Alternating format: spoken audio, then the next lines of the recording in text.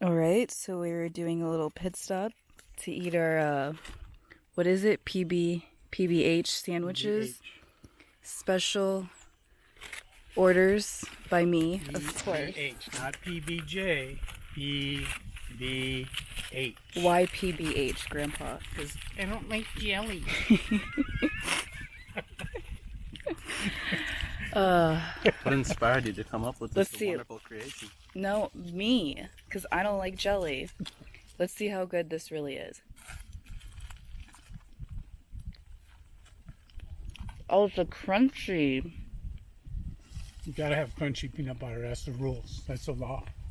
This is way better than a PBJ. PBH all the way. What do you think, Grandpa? Tasty. I don't know, PBJH would be so much better. Well, you're just being a little extra over there.